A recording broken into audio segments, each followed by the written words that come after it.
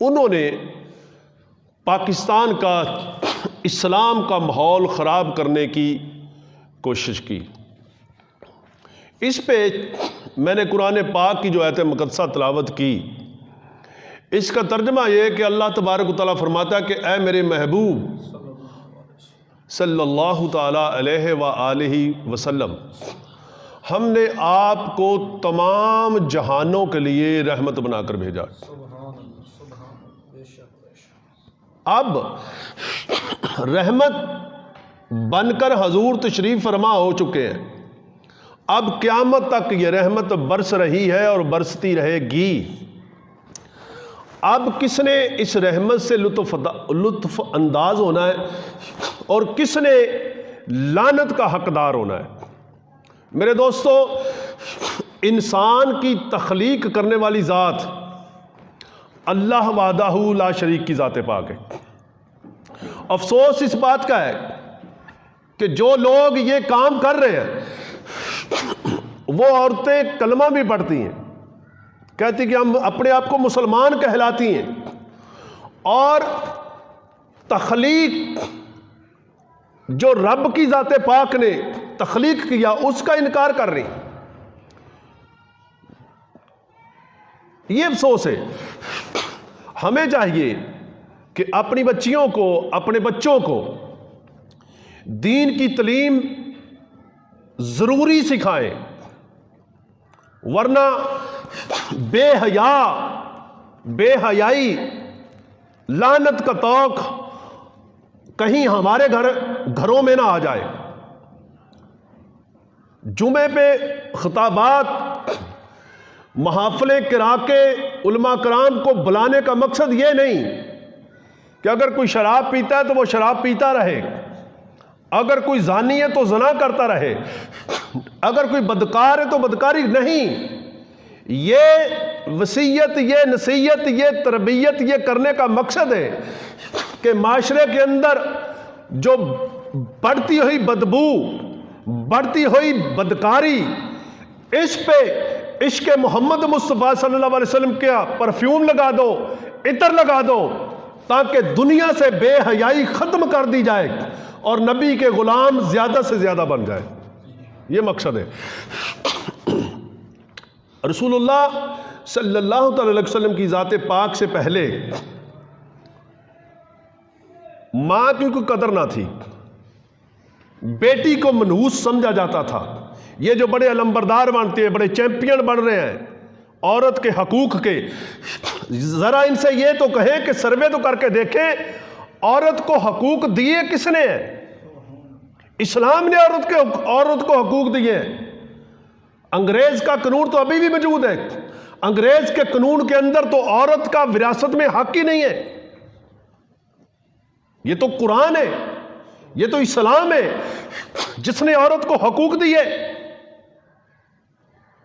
اور آج عصر نو سے ہمیں لیکچر دیا جا رہا ہے کہ جناب عورت کے حقوق یہ نہیں ہے، عورت کے حقوق کسی انسان کے بنائے نہیں ہے، عورت کے حقوق رحمان کے بنائے ہوئے ہیں۔ اور عورت کو تو جتنی شان رب کی ذات پاک نے عطا فرمائی، عورت کو اتنی شان کس مذہب میں ملے گی؟ میرے آقا فرماتے ہیں کہ جنت ماں کے قدموں کے نیچے ہے، جنت ماں کے قدموں کے نیچے ہے۔ اب میرے دوستو اندازہ لگائیں، یہ ایسی چیزوں سے بچیں اور اپنے بچیوں کو، اپنے بچوں کو اسلام کی طرف راغب کریں، اسلام کو سمجھیں، اسلام کو فالو کریں۔ حضور کی آمد سے پہلے بیٹی کو منحوس سمجھا جاتا تھا۔ جس عورت کے گھر بیٹیاں پیدا ہوتی تھی اس عورت کو منحوس سمجھا جاتا تھا، اور بیٹیوں کو تو زندہ درگور کر دیا جاتا تھا۔ یہ کون سا مذہب تھا؟ یہ اسلام نہیں تھا۔ اسلام نے تو آ کے عورت کو زندگی بخشی، عورت بے پردہ تھی، اسلام نے آ کے اسے پردہ دیا۔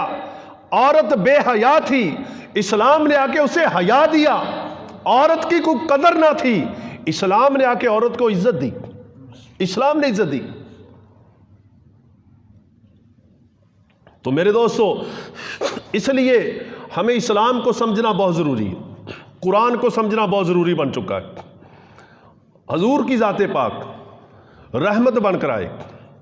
حضور سے پہلے عورت جس گھر میں بیٹی پیدا ہوتی تھی، دحیہ بن کلبی، جبریل علیہ الصلوۃ والسلام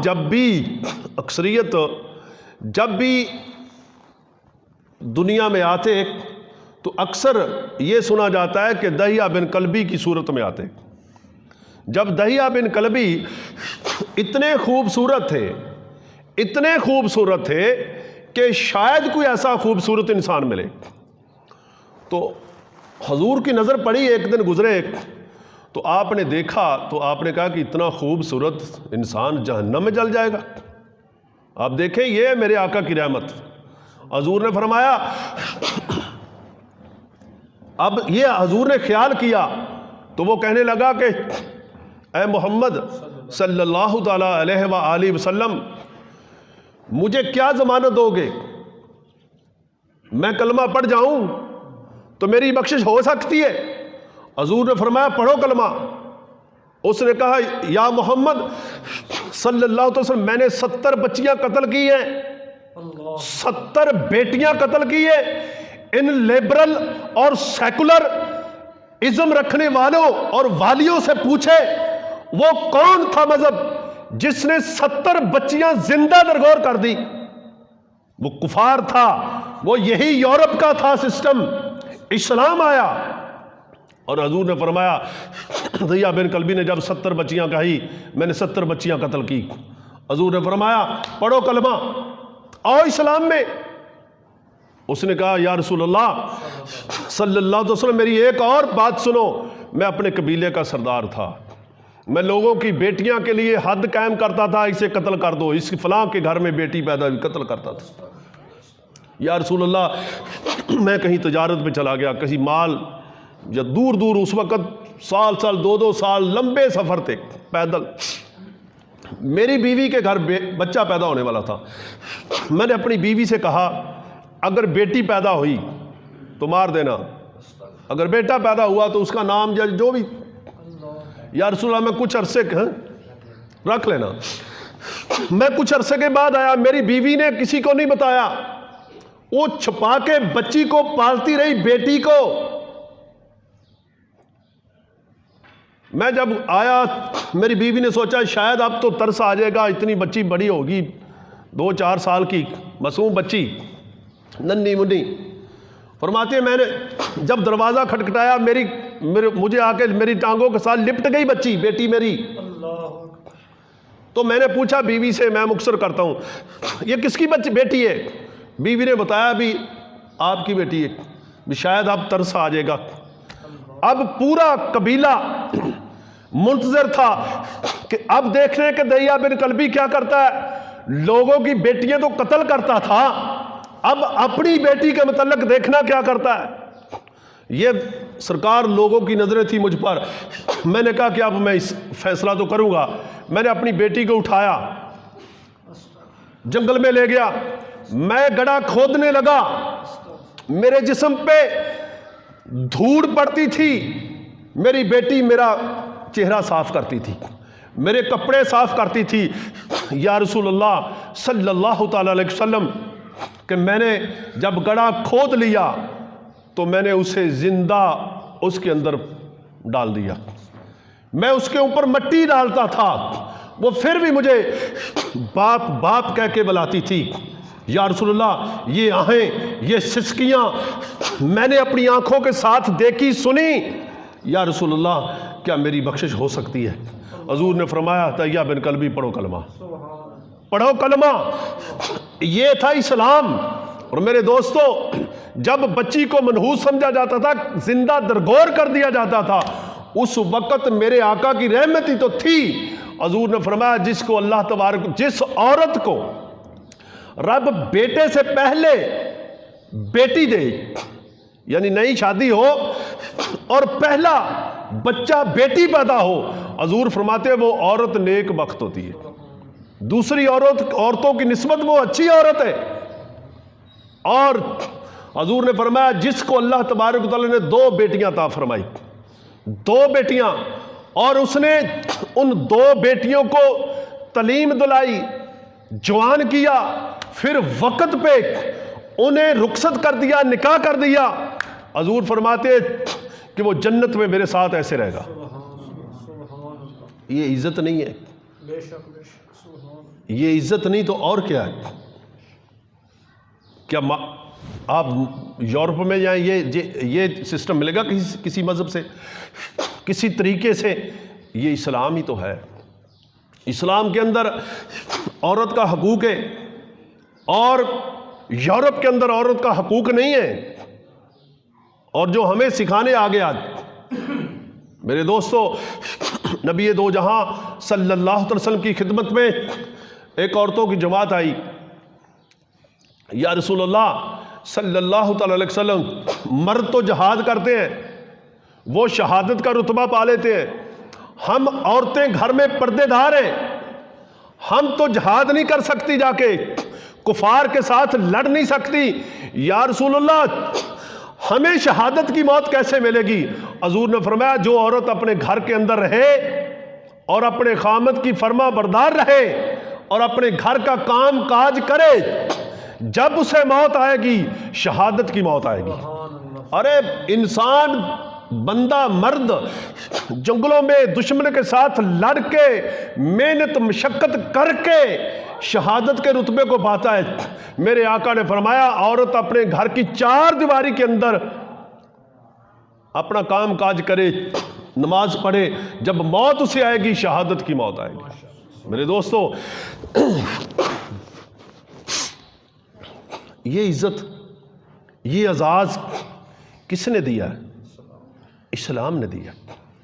یہ وہ حاتم طائی کی بیٹی جب قید ہو کر قیدن بن کر آئی، وہ سر سے ننگی تھی، تو حضور نے اسے چادر عطا فرمائی۔ تو میرے آقا تو ننگے سروں کو عزت دینے آئے، تاج پہنانے آئے۔ اسلام تو ہے سلامتی والا مذہب۔ تو میرے دوستو، اپنے اسلام کو سمجھو، سیکھو اسلام کو۔ یہ نہیں کہ اب سوشل میڈیا کا دور ہے، الیکٹرانکل میڈیا کا دور ہے، آپ نے ٹی وی دیکھا، ٹی وی پہ یہ چل رہا تھا، وہ چل رہا تھا۔ انڈیا کی ایک وزیر تھی، اس نے چند دن پہلے یا چند سال پہلے ایک بیان دیا تھا، اس نے کہا کہ یہ ہمارے بتوں سے نفرت تو کرتے ہیں، ہم نے رام رام ان کے گھروں میں چلا دیا۔ کون سا ایسا گھر ہے جس گھر میں انڈیا کی فلم نہیں چل رہی اور وہ رام کی پوجا کر رہے ہیں، اور ہماری بیٹیاں، ہمارے بچے، ہم دیکھ رہے ہیں اسے۔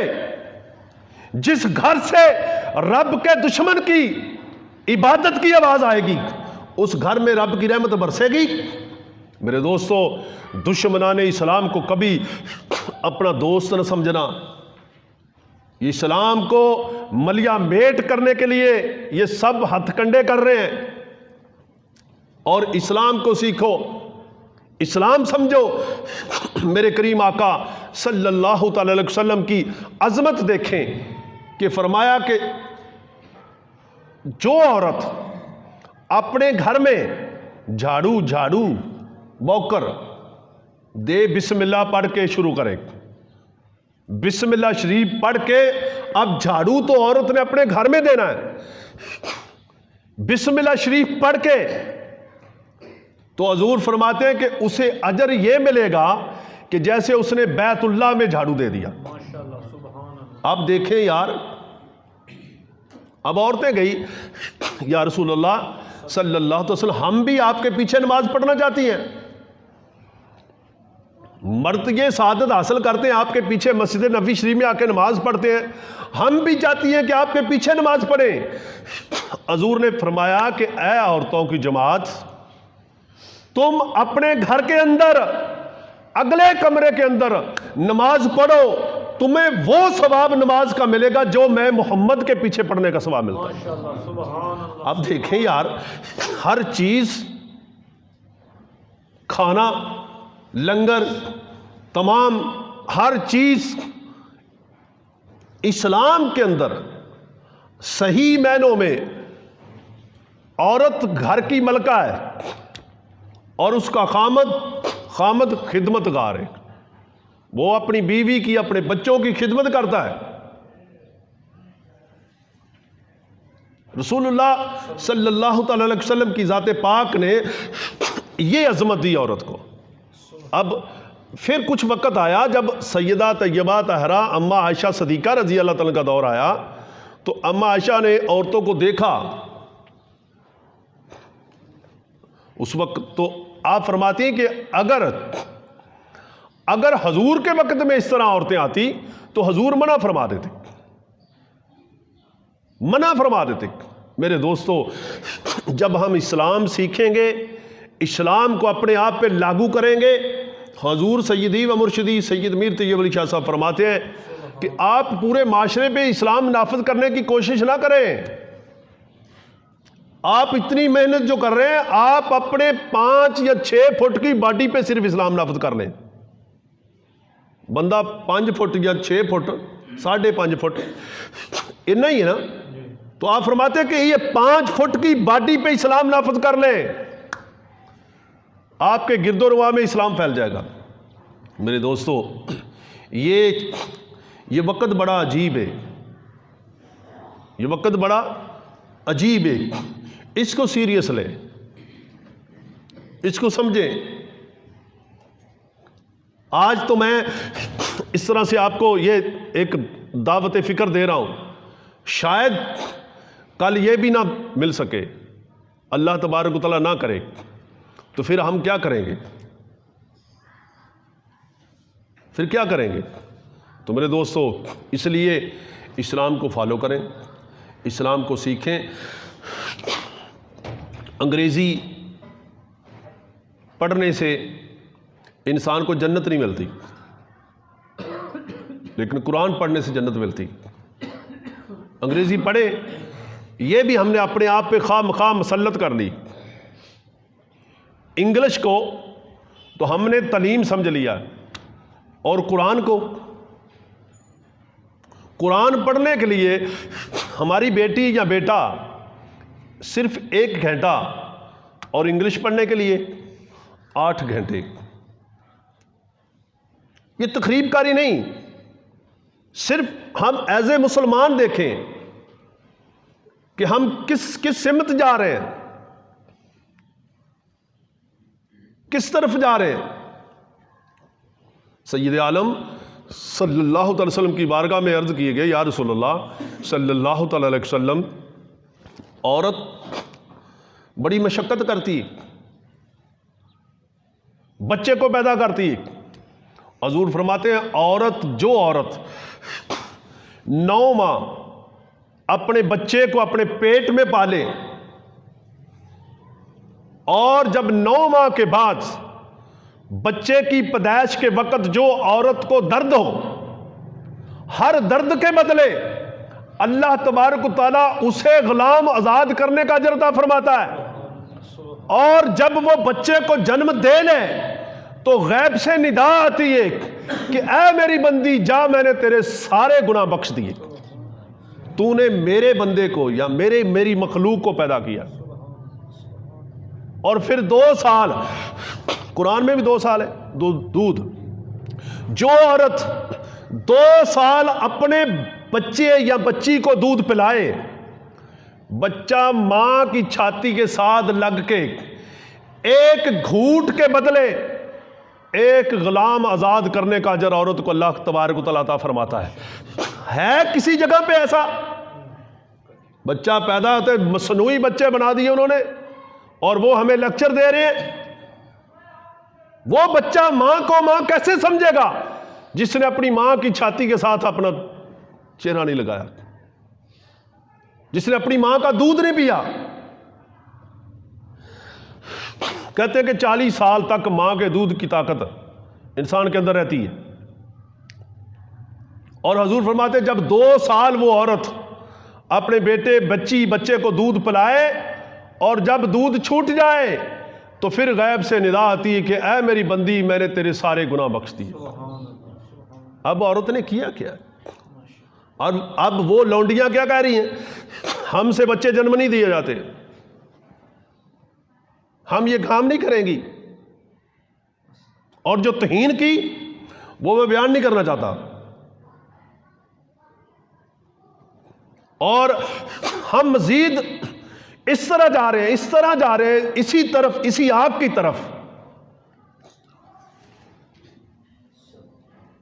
اور کیا اقبال نے یہی تو لکھا ہے کہ اپنی ہی مٹی پہ چلنے کا کرینہ سیکھو، سنگ مرمر پہ چلو گے تو پھسل جاؤ گے.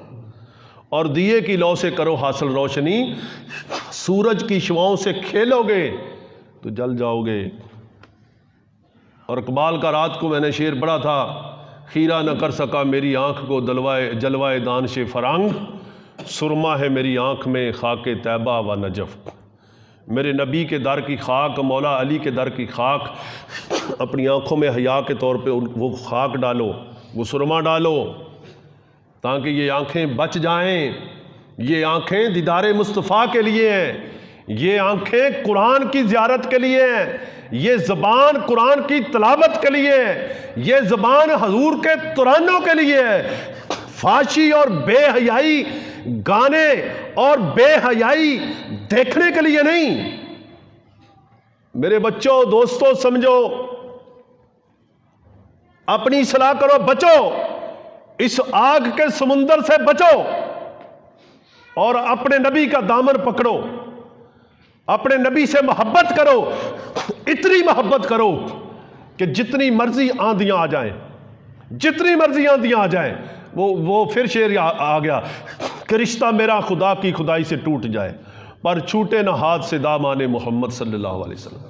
میرے دوستو، اپنے نبی کا دامن اس مضبوطی کے ساتھ تھامو کہ جو مرضی آپ کے سامنے آ جائے آپ اس سے نہ ہٹیں. آپ نے کبھی کمپس دیکھا؟ کمپس سوئی جڑا کی کہندے نے قبلہ چیک کردا، ٹھیک ہے. بابا جی سید امیر تقی علی شاہ صاحب فرماتے ہیں کہ آپ اس سے سیکھیں. وہ جبکہ ایک سوئی ہے، آپ فرماتے ہیں اسے جیسے مرضی اس طرح گھمائیں، اور جتنا مرضی گھما کے آپ جب رکھیں گے تو اس کی سوئی قبلے کی سمت، اپنے قبلے کی طرف جائے گی. بندہ مومن، تیرے اندر وہ ایک سوئی ہے، تیرا رخ جس طرف کوئی پھیر دے، جب تیری زبان کھلے، تیری آنکھ کھلے تو تیرا رخ مدینہ طیبہ کی طرف ہو. رسول اللہ صلی اللہ علیہ وسلم کا گنبد خضرا تیرا مرکز ہو. کیا وہ آنکھیں اس قابل رہ جائیں گی؟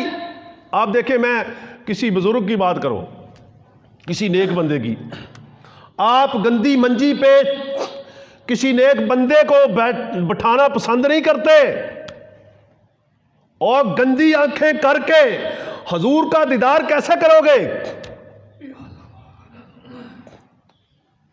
میرے دوستو، یہ بڑی ایک دردناک سسٹم ہے، اس کو سمجھیں. نبی پاک علیہ الصلوۃ والسلام نے ایک نظام بنا دی، اور یہ نظام دیکھیں، انسان کی تخلیق کس نے کی ہے؟ اللہ تبارک و تعالیٰ نے. اور جس نے تخلیق فرمائی اس نے یہ نظام بنایا. اور جو سب سے بہترین اس کو سمجھنے والا تھا، وہ علوم، وہ شان اپنے نبی کو عطا فرمائی. تو نبی دو جہاں صلی اللہ تعالی علیہ وسلم کی ذات پاک، اور آپ کی بیٹی، آپ کو اللہ کریم نے بیٹیاں میں عطا فرمائی، 4 بیٹیاں. ان کا زندگی کا عمل دیکھیں. حضرت سیدہ طیبہ طاہرہ رضی اللہ تعالی عنہ، آپ کا دیکھیں پردہ، دیکھیں آپ کا حیا، دیکھیں. ہماری بچیاں یہ تو چاہتی ہیں ہم جب مریں تو سیدہ بی بی فاطمہ کا ساتھ ملے. دنیا میں کیوں نہیں ساتھ چاہتی؟ دنیا میں کیوں نہیں اس ساتھ کو فالو کرتی؟ یہی چیز ہے کہ وہ ہماری بیٹیوں سے چھینی جا رہی ایک سسٹمیٹیکل طریقے کے ساتھ. حضرت سیدہ طیبہ طاہرہ ایک مرتبہ گھر میں آرام فرما تھی، تو آپ کے سر انور سے چادر کھسکی سونے کے دوران تو سورج نہیں چڑھ رہا تھا.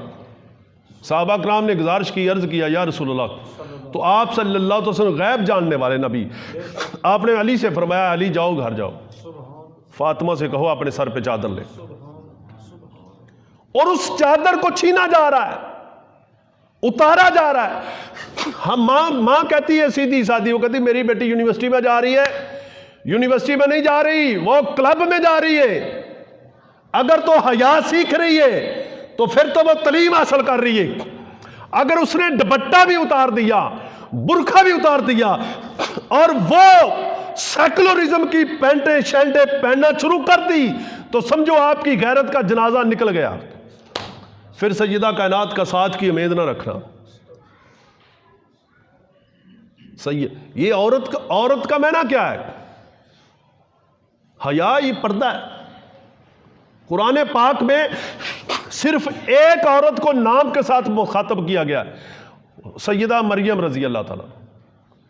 اور باقی اگر عورت کو اتنا ہی ہر آفس میں ہر مقام پہ عورت کو لجانا مقصود ہوتا تو جناب پھر قرآن میں حضرت سیدہ بی بی فاطمہ کا نام آتا، حضرت رقیہ کا نام آتا، ام کلثوم کا نام آتا، سیدہ زینب کا نام آتا، اماں عائشہ کا، سب نبی کی بیویوں اور بیٹیوں کو اور خاندان کے نام آتے.